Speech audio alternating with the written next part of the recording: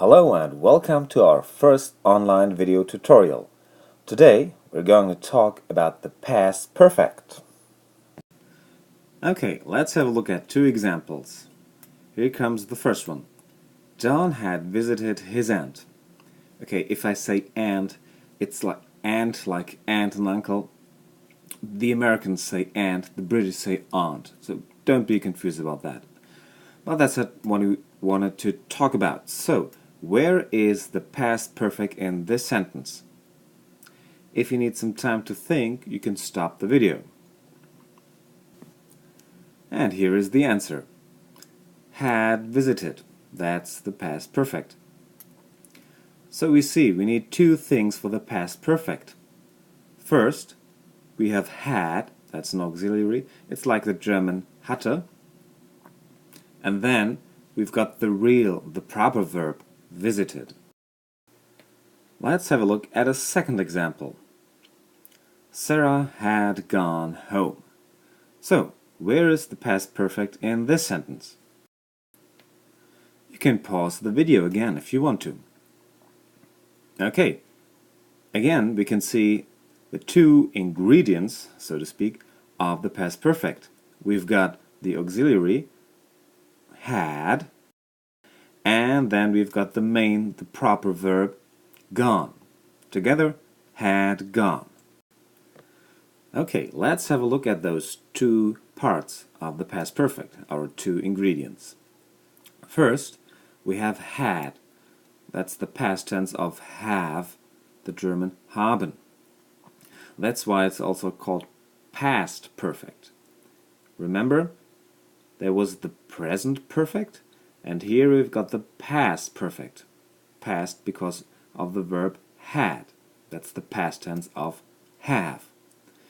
Okay, second thing we need, past participle. Oh my, what is that? This is our main verb, and we'll talk about that in greater detail in a minute. So let's sum up first. What we need for the past perfect are two things, had and the past participle. Now let's have a proper look at that thing, the past participle. Past participle, that sounds complicated, but it isn't. We have to differentiate between two things. We've got regular verbs like visit, where you just add an ed to the end. So, visit becomes visited. Then we've got irregular verbs. Here it's a bit different. Look at the verb go from our second example. We cannot add an ed. We have to take the third verb form. Go, went, gone. You know that third verb form from your English book. Remember? The last page. There we've got all the irregular verbs, and you have to have a look at the third column. There you'll find the third verb form. Go, went, gone. That's called the past participle. To sum it all up, we need two things for our past perfect. First, we need had, our auxiliary, and then we need the past participle. If it's a regular verb, we just add ed to the end. If it's an irregular verb, we just need the third form, or the third column of your English book, last page. Go, went, gone.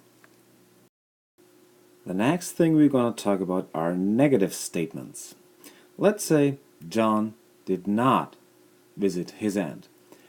Please form a negative statement, and you can of course pause the video. So, John had visited his aunt is a negative statement. The answer comes in 3, 2, 1. There we go. Of course, it has to be John hadn't visited his aunt, or John had not visited his aunt. We repeat, there are two ingredients. We have our had, then our past participle, and then we have just added the nt or the not to make it a negative statement. John had visited his aunt turns into John hadn't visited his aunt. Or, of course, John had not visited his aunt. Okay, let's make a second negative statement. Have a look at Sarah had gone home. Please make a negative statement. You can pause the video and the answer comes in 3, 2, 1. Sarah had gone home turns into Sarah hadn't gone home. And again, we've got our two things. Had, then our past participle, gone, and we've added the nt for the negative statement. So, Sarah had gone home turns into Sarah hadn't gone home. Now we still need questions. Let's have a look at our first sentence. John had visited his aunt. Please make a question out of that sentence. Okay, the answer comes in 3, 2, 1. John had visited his aunt turns into had John visited his aunt. You can see that only the word order of the sentence has changed. The first word of the sentence, John, that's the subject, changes places with had with our auxiliary. So the first two words change places, followed by the past participle and all the rest. Okay, there's one more thing we have to talk about. Have a look at the sentence, the students had done their homework. Let's say we want to add an adverbial phrase of time, like always, to that sentence. The question is, where should that word go?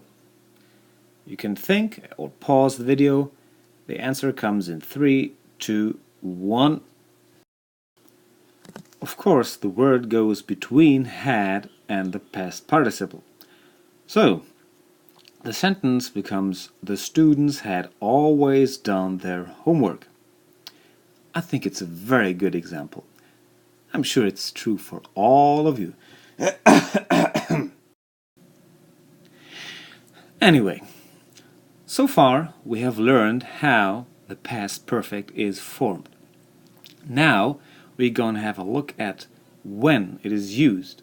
So the question is, in which situation do we need the past perfect? That's what we're going to check out now. As the name indicates, past perfect, it is a past tense. So we're talking about events that are over, that have happened in the past. Let's say there are two situations. First one, Simon came home, and another one, his father cooked something. Both events that happened at some time in the past. Let's take a timeline and put the events in a chronological order.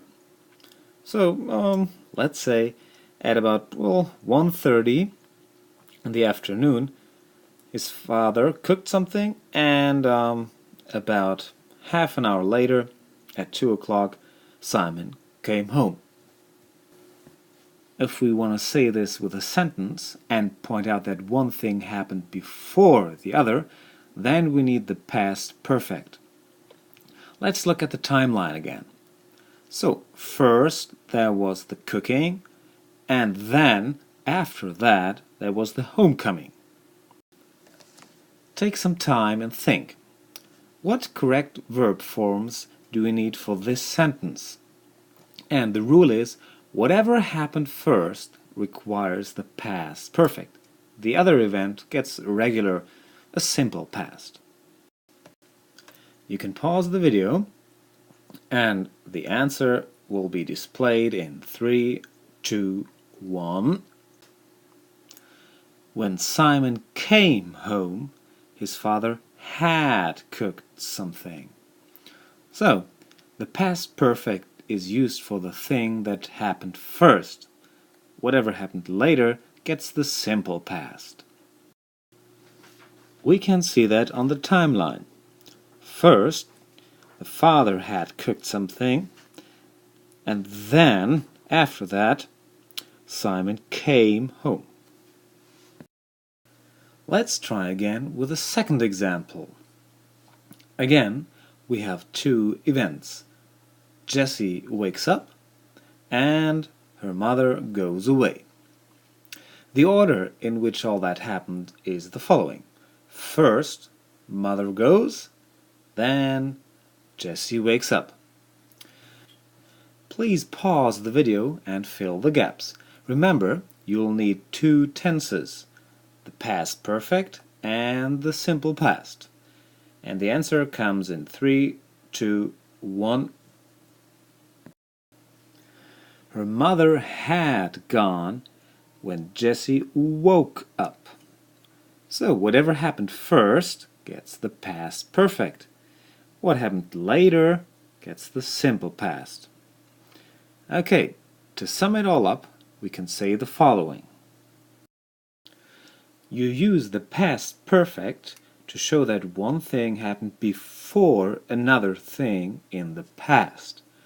In German, Vorvergangenheit or Plusquamperfekt. The event in the past perfect happens first. The event in the simple past happens after that, later. First, the father had cooked something, and then, after that, Simon came home. Of course, you can also turn the two clauses around. So, when Simon came home, his father had cooked something. Or the second example. Her mother had gone when Jessie woke up. Whatever happens first gets the past perfect. Whatever happens later, after that, gets the simple past. Okay, now you should copy the rules that we've gathered here into your exercise book. Here's the beginning again. Please pause the video now so you can write down everything. You're done? Alright, I'll scroll down so you can get the rest. Alright, we're almost done. The last things we're going to work on are some exercises. Copy these sentences here into your exercise book and fill the gaps with the right forms of the verbs. Remember, you'll have to use the simple past and the past perfect. Now you should pause the video. Hey, pause the video. Okay, the answers are here in 3, 2, 1. Hey, you did it! You just completed your first online video tutorial. Congratulations! Alright, then, see you soon. Bye bye.